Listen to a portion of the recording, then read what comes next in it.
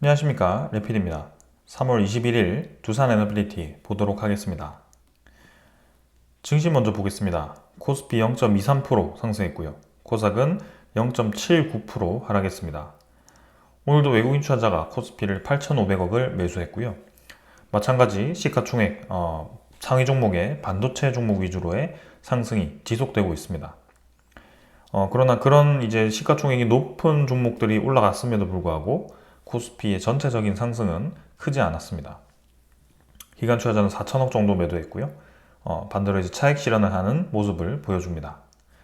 코스닥도 외국인 투자자, 기관 투자자 500억, 1100억 매수하면서 양매수 진행되었지만 코스닥은 계속 하락으로 진행이 되고 있고요. 마찬가지입니다. 시가총액의 상위 종목이 오늘 이제 이런 하한가를 맞으면서 크게 떨어지는 모습이었습니다.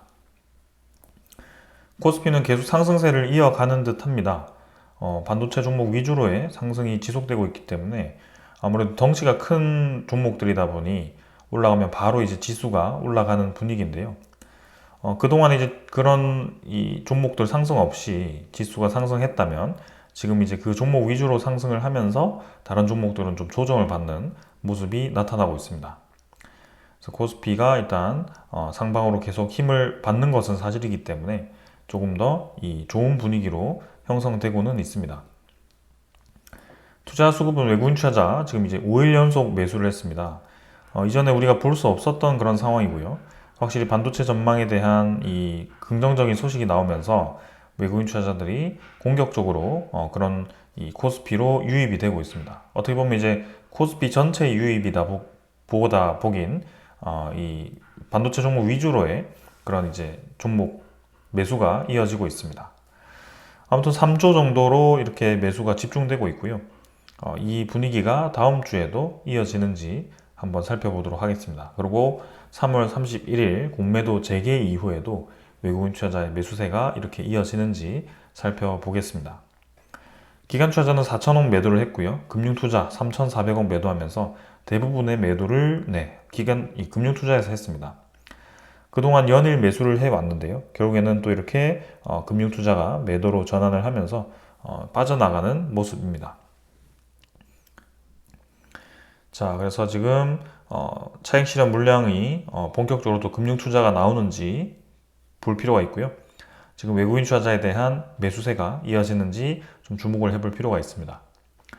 코스닥은 719포인트로 계속 하락으로 진행이 되고 있습니다. 시가총액의 그런 높은 종목들이 최근에 하락을 많이 하면서 눌러지는 분위기인데요. 이거는 뭐 사실 특정 종목 위주로의 움직임이기 때문에 지금 우리가 크게 분석할 필요는 없어 보입니다. 그래서 금융 투자 위주로의 매수, 저가 매수가 집중된 것 같고요. 나머지 투자자들은 특별하게 우리가 주목할 수가 없었습니다. 해외 증시는 다우 나스닥 어제 상승으로 진행되었었는데요. 마지막에 눌러지면서 증시가 내려가면서 이렇게 또 보합 혹은 약하게 하락을 하면서 진행이 되었습니다. 확실히 나스닥은 지금 이제 상승을 바로 하지 못하고 계속 눌러지는 그림이 만들어지고 있습니다. 증시가 이렇게 급락을 했는데도 빠르게 보통 이제 절반 정도까지는 이렇게 크게 내렸을 때는 빠르게 반등을 할 수 있는 그런 기술적인 반등이라도 주는데요. 지금은 그 기술적인 반등조차도 없는 좀 그런 상황입니다. 그래서 뭔가 분위기가 좋아 보이지는 않는다. 하루 정도 뭐 1, 2% 정도 올라가지만 그게 금방 다시 떨어진다는 게 문제고요. 주가가 올라가더라도 이틀 연속 올라가지 못하고 다시 떨어진다는 것이 지금 문제입니다. 그래서 언제든지 조정을 받을 수 있는 그런 자리를 계속 만들고 있고요. 이 상황들은 계속 지켜볼 필요가 있겠습니다. 니케이도 장 후반에 마지막에 눌러지면서 진행이 되었고요. 이렇게 니케이처럼 크게 떨어졌다가 이렇게 절반 정도까지 반등을 해주는 게 보통은 이제 이렇게 기술적으로 반등해준다라고 표현을 하는 건데요. 나스닥은 그런 움직임이 나오지 않고 있습니다. 니케이는 또 이렇게 저항을 맞고 다시 내려갈 수도 있습니다. N자로 내려갈 수도 있죠. 그 이유 자체는 분명합니다. 니케이는 계속 일본이 금리를 높이는 방향으로 갈 수밖에 없기 때문입니다. 그래서 일본이 금리를 높이면 점점 이제 부채에 대한 부담감이 커지게 되고요. 일본은 굉장히 특이하죠. 아주 오랫동안 마이너스 금리에서 이제 플러스 금리, 특히 이제 1% 이상의 금리로 진입을 하는 구간이기 때문에 이제 무슨 일이 일어날지 알 수가 없는 상황입니다. 그래서 그 많이 풀려있던 자금들이 썰물처럼 쏴 이제 들어오는 그런 시기가 다가오고 있기 때문에 미국 증시와 이 일본 증시가 같이 영향을 받고 있을 수도 있습니다. 그래서 그런 부분들을 우리가 계속 주목을 해야 됩니다. 그리고 상해종합도 오늘 1.3% 정도 조정을 받았고요. 최근에 상해종합은 그래도 반등을 좀 해주는 추세인데요. 이것도 마찬가지 특별하게 이 고점을 넘지 못한 채로 계속 오랫동안 횡보를 하는 그림이 만들어지고 있습니다. 아무튼 지금 중요한 것은 전 세계 증시가 올라가는 분위기보다는 조금 조정세로 진입하는 이 분위기가 형성이 되고 있습니다. 우리나라 환율 같은 경우는 1461.5원 정도로 어제보다는 좀 떨어졌습니다. 자, 어제 이제 이 1,400원 후반, 1,700원까지도, 1,470원까지도 이렇게 올라왔었는데요. 하루 만에 이제 좀 조정을 받긴 했습니다만, 여전히 21선이 위로 들리고 있고, 저점을 높여가는 추세가 이어지고 있다고 보여집니다. 이 3월 21일이죠. 이제는 월 말로 다가오고 있습니다. 항상 지금 우리나라 환율의 시장을 보았을 때 1월 31일, 1월 29일부터 31일 움직임, 2월 초반까지죠. 그 다음에 여기는 2월 27일부터 2월 28일까지 움직임이죠. 지금 월 말만 되면 환율이 급등하는 모습이 나오기 시작합니다. 그래서 이번에도 지금 이제 3월 말이 다음 주죠. 31일까지가 이제 월요일이고 27일, 28일, 31일 정도가 3거래 정도가 남아 있습니다. 근데 이번에는 시작점이 다릅니다. 이전에는 1,400원 한 초반 정도에서 시작했다면 이번에 이런 식으로 간다면 1,400원 중반에서부터 시작이 될 수도 있습니다. 그러면 자칫 잘못하면 이제 1,500원까지도 터치할 수 있는 그런 상황이 생기는 거고요. 상당히 지금 우리나라 환율이 계속 상승 압박을 받고 있는 그런 상황처럼 보입니다. 이전처럼 환율이 지지라인을 뚫지 못하고 점점 이제 내려가는 추세가 아니라 점점 이제 뭔가 고점을 높여가는 그런 차트로 그림을 그리고 있습니다. 수렴 구간에서 이제 위로 치고 나간다면 상당히 지금 이제 우리 환율이 압박을 받을 수 있는 그런 상황이다. 고환율이라는 것은 결국에는 우리 전체 원화의 평가 절하이기 때문에 상당히 우리가 주의 깊게 봐야 되는 상황이고요. 외국인 투자자가 지금 반도체 종목 위주로의 유입이 되고 있긴 하지만 분명히 이 원화에 대한 가치가 크게 떨어진다고 생각했을 때는 빠져나갈 가능성도 충분히 있습니다.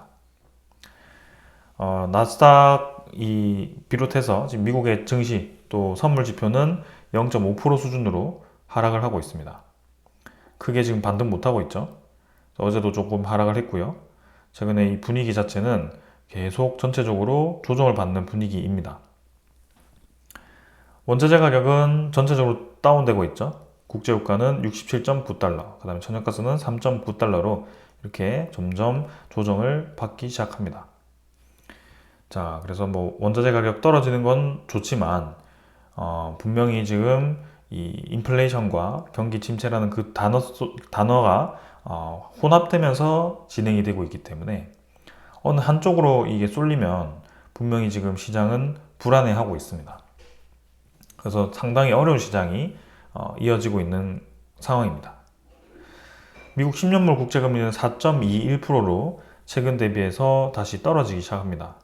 한 달치로 본다면 저점 라인에 근접하게 또 이렇게 국채금리가 내려가고 있는 상황이고요. 이 추세가 점점 내려간다면 분명히 이 미국의 채권에 대한 가격이 반등해서 채권에 대한 수요가 높아진다라는 그런 장점이 있지만 이 시장금리가 떨어지면서 발생할 수 있는 부작용들이 분명히 있습니다. 그 중에 하나가 일본의 엔캐리 트레이드 청산에 대한 우려인데요. 다행히도 일본의 이 국채금리는 1.5% 수준에서 크게 더 떨어지지 않고, 더 올라가지 않고 자리를 잡고 있습니다. 한 달치로 보더라면 1.5%까지 찍고 지금은 비슷한 수준에서 머물고 있습니다. 하지만 이게 언제 다시 치고 올라갈지는 아무도 알 수 없는 그런 상황입니다. 일본이 금리를 올리고 지금 이제 한 2달 정도 지났는데요.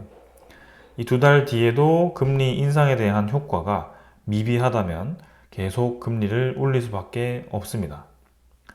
일본이 주시하는 것 중에 하나는 뭐냐면 이 N달러에 대한 환율입니다. 이 N달러가 지금 계속 이제 엔화가 평가절하되어서 계속 이렇게 N저 현상이 나타난 걸 경계를 하는 거거든요. 그래서 항상 지금 160엔 정도 근처에 왔을 때마다 일본이 이 금리를 올려왔습니다. 이번에도 금리를 올리고 떨어지긴 했는데요. 이전에 이 떨어지던 속도와는 또 다르죠. 그래서 언제든지 다시 여기서 올라갈 수 있습니다. 이번에 왜 그러냐면 달러에 대한 지수가 떨어지고 있기 때문입니다. 이전에는 달러가 상당히 강했는데요. 최근에 좀 떨어지면서 지금 일본의 이 엔화도 상대적으로 강세를 보이는 그런 모습이 좀 나타나고 있는데 금리에 대한 인상 효과는 사실 이전보다는 확실히 약해 보인다.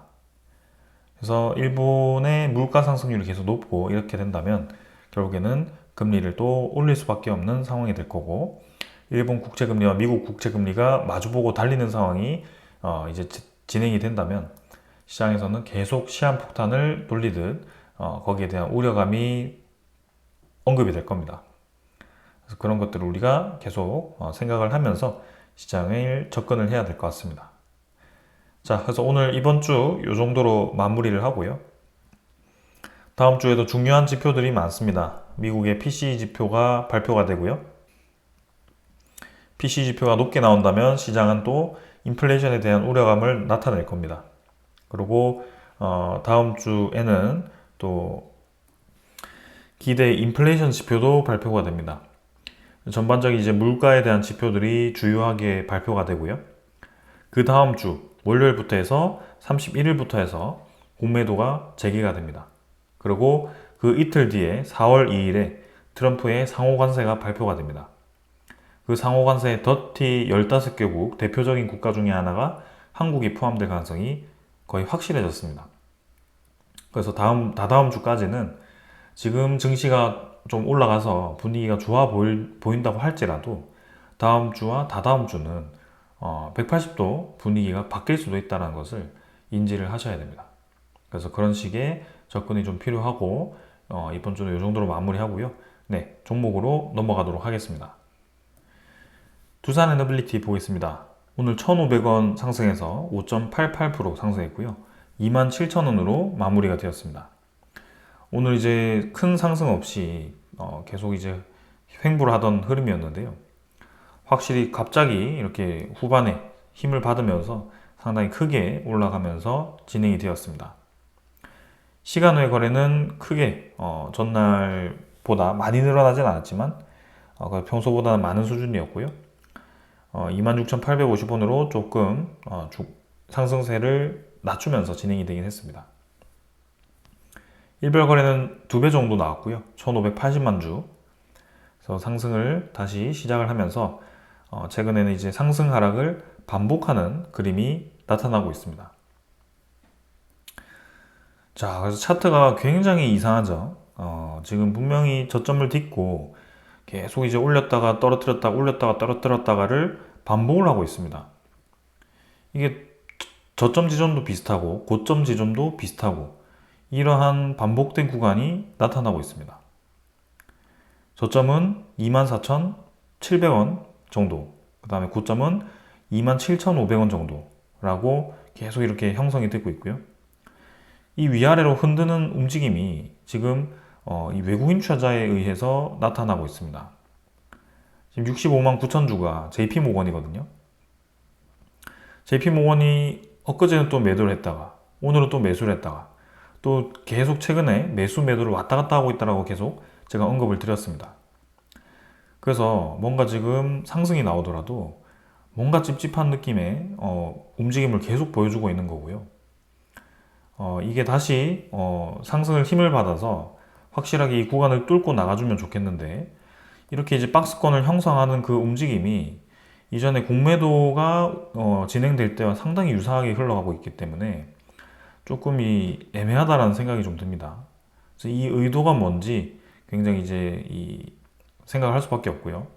제가 두산 에너빌리티 리뷰를 굉장히 오래 했기 때문에 이 매달 이제 항상 옵션 만기일이 있었고 공매도의 활용도에 따라서 주가가 올랐다가 떨어졌다가를 주기적으로 반복하는 것을 이 계속 보아왔습니다.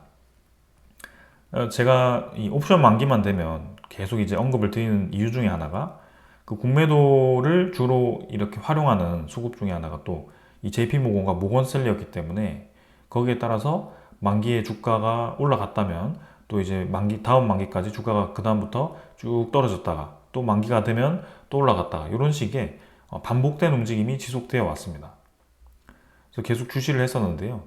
지금 이제 다음 주가 아니라 다다음 주 월요일부터 우리나라 코스피의 공매도가 재개가 되게 됩니다. 그래서 지금 이 움직임들 자체가 최근에 이제 대차 잔고도 많이 늘어났고 이 공매도를 미리 만들기 위한 작업을 하는 것이 아닌가 그런 생각도 좀 듭니다. 결국에는 이렇게 볼 수 있는 것이 저점을 오면 올리고 고점을 오면 낮추는 것이 계속 이 평균 가격에다가 본인의 평단가를 맞추고 있다라고 저는 볼 수밖에 없거든요. JP모건이 그런 짓을 하고 있는 겁니다. 27,000원과 25,000원 수준의 사이면 26,000원 정도의 평단가를 지금 형성을 하고 있는 거고요.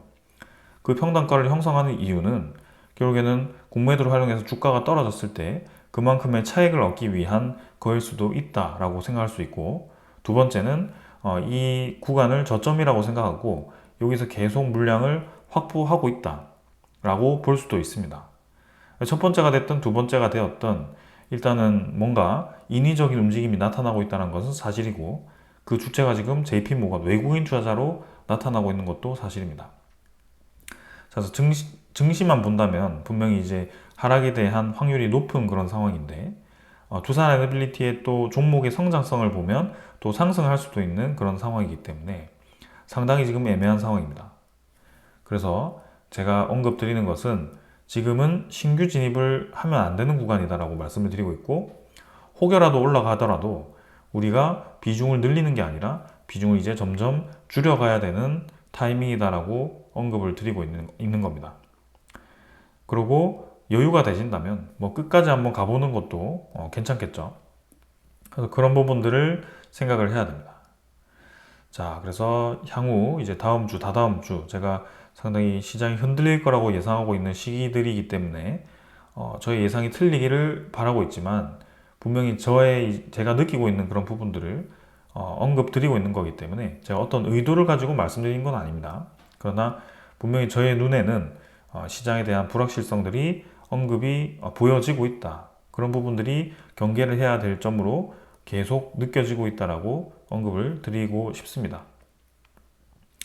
투자 수급은 오늘 괜찮았습니다. 160만 주 매수했고요. 외국인 투자자. 기관 투자자도 52만 주를 매수하면서 그동안 또 매도로 접근하던 수급들이 매수로 전환을 했습니다. 사모펀드도 10만 주, 연기금 투자자도 40만 주, 기관 투자자 52만 주 이렇게 매수했고요. 외국인 투자자도 최근에 큰 매수 없었는데 다시 매수를 해주면서 지분을 좀 채워주었습니다. 이 매수세가 다음 주에도 이어지는지를 우리가 체크를 해봐야 되고요. 그 부분들도 주목을 해볼 필요가 있겠죠. 자, 그 다음에 이제 공매도 잔고 한번 살펴보겠습니다. 잔고는 지금 24만 주 정도로 조금 이제 늘었었고요. 크게 뭐 변화 없습니다. 만 주 정도 늘어서 넘어가도 될 것 같습니다. 그 다음 대차 잔고 보겠습니다. 대차 잔고는 전날 이제 좀 늘었었는데요. 오늘은 상환이 좀 되어서 한 7만 주 정도 줄었습니다. 대차 잔고는 1860만 주로 확실히 최근 대비해서는 높은 편에 속합니다. 이것이 굉장히 특이한 움직임들인데요. 우리가 뭐 다 이제 이 추측성 그런 분석들은 집어치우고 그동안 잠잠하던 이제 대차 잔고가 왜 갑자기 이렇게 주가가 고점을 찍고부터 급격하게 올라가기 시작했는가. 이 부분이 이제 데이터로 나타나기 시작했죠. 그리고 횡보할 때는 특별하게 대차 잔고가 많이 늘어나지 않고 있는 그런 상황들. 아무튼 확실한 것은 이전과 대비를 했을 때 지금 대차 잔고가 상당히 높이 증가해 있는 상황이다. 그만큼 지금 주가도 높아져 있는 상황이다. 근데 하필 3월 31일에 공매도 재개가 되는데 이 대차 잔고를 늘려놓은 이유가 무엇인가라고 생각을 해본다면 당연히 이제 공매도에 대한 예비 공매도 수량으로 마련해 두었다라고 생각해 볼 수밖에 없습니다. 자, 그래서 단기간에 이제 불확실성을 우리가 대비를 해야 된다고 계속 말씀을 드리는 거고요. 공매도가 꼭 이제 대차 잔고로부터 저렇게 다 공매도로 전환된다. 주가가 꼭 내려야 된다. 이렇게 언급 드리는 것이 아니라 뭔가 이전에 보이지 않던 부분들이 최근에서 계속 이런 데이터들로 나타나니까 여러분들께 주의를 하라라고 언급을 드리는 겁니다. 여기도 보듯이 JP모건은 분명히 어제 매도를 했습니다. 신한증권 창구와 함께. 모건스탠리도 마찬가지고요. 근데 오늘 하루 만에 또 이렇게 매수를 했습니다. 최근 5일 동안 보시면 JP모건은 결국에는 43만 주를 매도를 했습니다. 최근 10일 동안 볼까요? 신한증권과 골드만삭스, 모건스탠리가 대규모로 이탈을 했습니다. 최근 10일 동안이라고 한다면 지금 이제 차트가 어떻게 그려지는 구간이냐 하면 최근 10일 동안은 여기입니다. 여기 횡보하는 구간 동안 이 외국인 투자자는 계속 빠져나갔던 상황입니다. 이 움직임이 결코 저는 좋아 보이지 않습니다. 지금 여기서 지분을 높여가면서 이전에 분위기를 좋은 분위기 형성하던 그런 움직임과는 좀 다르다 지금 느껴지는 것이. 그래서 그런 부분들을 언급을 드리는 겁니다. 자, 그럼 오늘 왜 이렇게 갑작스럽게 올라갔느냐, 이거 바로 말씀드리겠습니다. 자, 일단 외국인 추적 물량은 160만 주에서 동일하게 진행되었고요. 23.95%로 어제 매도했던 거 그대로 더 많이 메워주었습니다. 근데 이게 외국인 투자자에 대한 매수가 지속성이 있느냐, 이게 중요한 거고요. 방금 보셨듯이 올렸다가 떨어뜨렸다가 올렸다가 떨어뜨렸다가를 계속 반복하고 있습니다.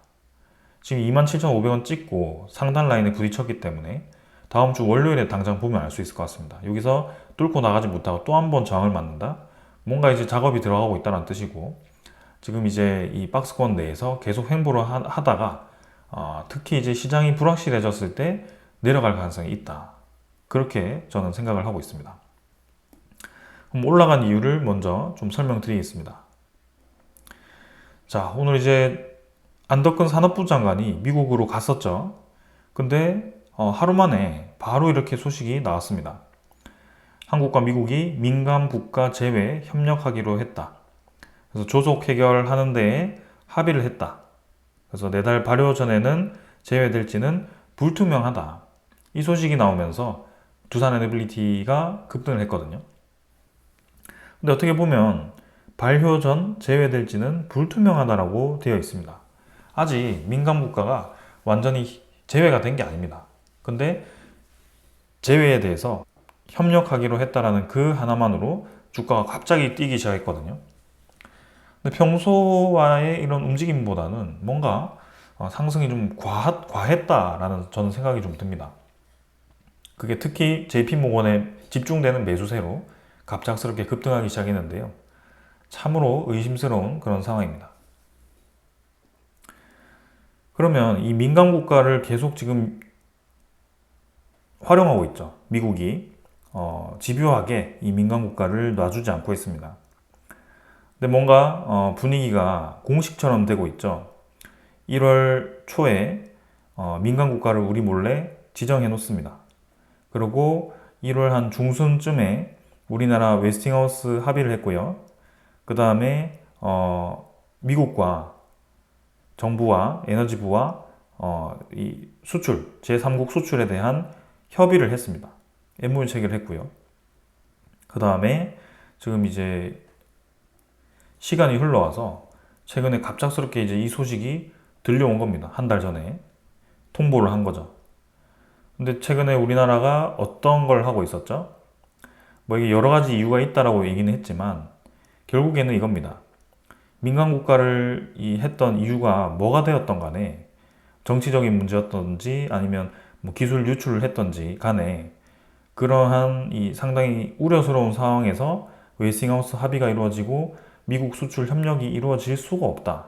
그런 상황이라면 그러면 다른 문제라고 볼 수밖에 없고요. 분명히 우리나라와 협력을 하겠다라고 얘기를 한 겁니다. 이 민간 국가를 지정하고 나서. 근데 그걸 굳이 비밀로 하고 있다가 한 달 전에 발표를 했고, 최근에 그럼 한수원이 지금 어떤 행보를 보이고 있죠? 유럽의 수출을 중단하고 있습니다. 체코 제외하고 수주를 포기하고 있습니다. 수주전을. 그거 다 지금 웨스팅하우스로 지금 넘어가는 거거든요. 웨스팅하우스와 이제 프랑스가 1대1로 이제 싸우게 되는데요. 당연히 웨스팅하우스가 유리할 겁니다. 자, 그래서 분명히 그런 이제 이 협력하는 데 있어서 압박용으로 우리나라가 만약에 지금까지 와가지고 협의를 해놓고 약속을 지키지 않을 경우를 대비한 것이 아닌가.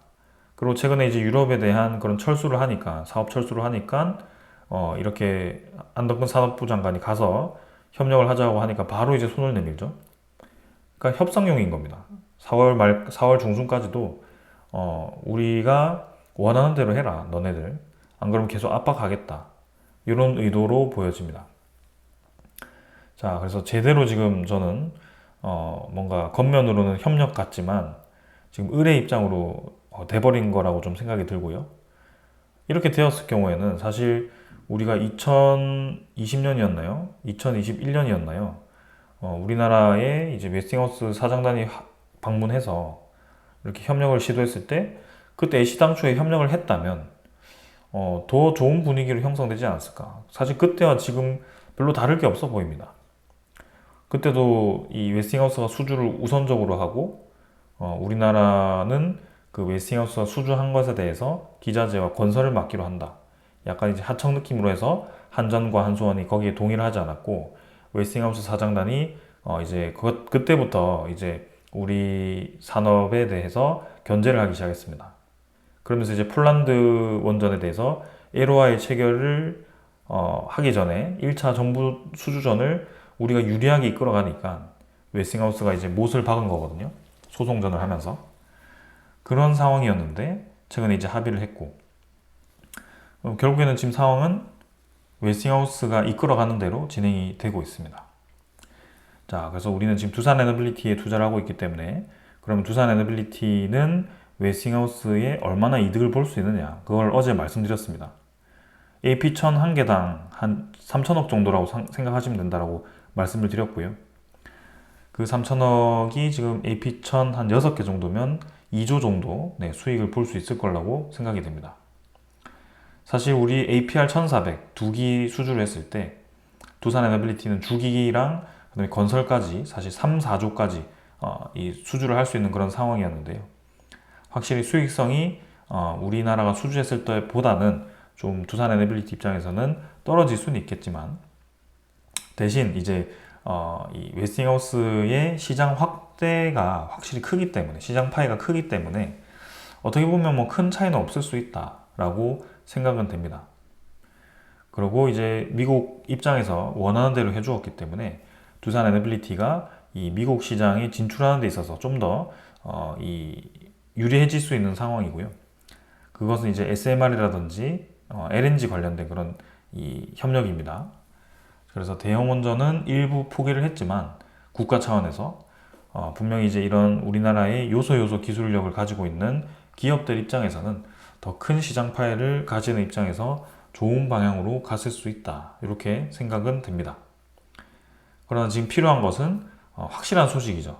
이런 추측, 그 다음에 성장성이 예상된다는 계속 이제 지속이 되어 왔고 이제는 확실한 그런 소식이 결정이 되어야 됩니다. 그래서 그게 지금 이제 웨스팅하우스와의 두산 에너빌리티의 계약 소식인데 아직은 그런 소식이 들려오지 않고 있고요. 그 다음에 체코 원전도 확실하게 도장을 찍어야 되는데 아직 그 구체적인 소식이 들려오지 않고 있습니다. 그래서 그런 불확실성들이 두산 에너빌리티의 주가를 어떻게 움직일지는 알 수가 없는 상황이기 때문에 지금 보수적으로 접근을 하고 있습니다. 자, 그러나 우리나라의 강점이 또 있습니다. 우리나라는 이렇게 원전 산업만 잘 하는 게 아니죠. 반도체, 자동차, 2차 전지 이런 여러 가지 산업들을 지금 해외에 제조 시스템을 깔아주고 있습니다. 특히 최근에 유럽 쪽에 2차 전지 제조 시스템을 많이 공급을 했고 이제 반도체 투자에 대한 비공개 회동을 체코 산업부 장관과 할 정도였습니다. SK 하이닉스가요. 체코 입장에서는 엄청나게 지금 관심을 가지게 되겠죠. 지금 반도체 전쟁이라고 해도 무방할 정도로 상당히 지금 많은 국가들이 반도체에 관심을 가지고 있습니다. 지금까지 제조 시스템에 별로 관심이 없던 그런 선진국들도 이제 와서 우리도 제조를 해야겠다라고 덤벼드는 거고요. 그래서 미국, 독일 이런 쪽에서 반도체 뭐 이런 전공정, 후공정 할 거 없이 모두 지금 공격적으로 투자를 하고 있습니다. 그러면서 중국도 투자를 하고 있고요. 그래서 우리나라가 상당히 견제를 받고 있는데요. 아무래도 체코 입장에서도 자국의 그런 산업을 발전시키기 위해서 이러한 반도체라는 투자를 상당히 기대를 하고 있을 겁니다. 제가 이러한 내용을 설명드리는 이유는 우리나라가 이제 상품성이 이 원전 하나로 들어간다면 조금 이제 불확실성이 있을 수 있겠지만 저렇게 이제 어떤 패키지 형태로, 그죠? 원전이 아니라 원전뿐만이 아니라 추가로 뭐 여러 가지 이제 에너지 산업들이라든지 반도체 산업이라든지 이런 전체 산업을 같이 협력하는 패키지, 동반자로서의 역할을 한다면 뭐 당연히 본계약은 100%라고 볼 수밖에 없습니다. 그리고 이러한 이 파이가 커지면 커질수록 이제 2+2가 예상이 되죠. 두코바네 두기, 테멜린 두기. 그래서 프랑스가 우리를 견제하고 있긴 하지만 프랑스는 사실 체코 산업에 이렇게 많은 영향을 우리나라처럼 주기가 어려울 수도 있습니다. 분명 이제 유럽의 이런 국가로서 예전에 이제 그런 의리가 있긴 하지만 최근에 우리나라가 체코와 이제 협력하는 그런 산업들이 확실히 프랑스보다는 이 체코가 우리나라를 선택할 확률이 크거든요. 그런 것들을 좀 긍정적으로 바라볼 수 있을 것 같습니다. 자, 그래서 본계약에 대한 소식이 언제 이제 본격적으로 나온지 한번 그것도 살펴보도록 하겠습니다. 그 다음에 이제 태국과 한국이 원자력 협정을 이제 서명을 했습니다. 협력 협정. 그래서 원전 건설과 운영 등을 협력하겠다. 그래서 이제 유럽에서 한 손에 철수를 했기 때문에 이제 태국과 뭐 이런 베트남, 필리핀 이런 동남아시아 쪽과 그 다음에 중동 쪽 이런 쪽을 주로 무대로 이제 노릴 수밖에 없습니다. 그리고 중앙아시아 쪽. 근데 중앙아시아 쪽은 사실 이 러시아와 중국이 또 만만치 않고요. 이 아시아 쪽은 이제 필리핀은 우리나라에 상당히 유리하긴 합니다. 그리고 베트남은 사실 좀 애매하죠. 그래서 중동 쪽도 중국이 치고 들어오고 있고요. 그래서 유럽만큼 우리가 또 유리하게 가져갈 수 있는 시장이 아니긴 하지만 그래도 또 기술력을 밀고 이런 이 산업의 협력을 밀고 나간다면 충분히 아시아 쪽과 중동 쪽에서 또 수주를 할 수 있을 거라고 기대를 합니다. 그런 부분들을 계속 주목을 해보겠습니다. 자, 그리고 마지막 소식인데요. 자, 오늘 증권 리포트가 또 하나 나왔습니다. 근데 이번에는 평소에 보이지 않던 KB증권에서 증권 리포트를 냈습니다. 그동안 이제 두산에너빌리티의 이 KB증권의 리포트를 제가 본 적이 없었는데요. 지금 이번에 처음 나왔다는 점에서 의미가 있어 보입니다. KB증권 상당히 이제 큰 규모이고 좀 이제 불확실성이 큰 종목에는 이 증권 리포트를 내지 않는 것 같은데 이번에 나왔습니다. 그래서 목표 주가도 34,000원으로 지금 현재 주가 대비해서 지금 한 30% 정도 높게 잡아놨죠. 내용을 보면 이제 SMR에 대한 소식이 큽니다. SMR에 대한 수주가 향후 5년간 60개 수주가 될 거다.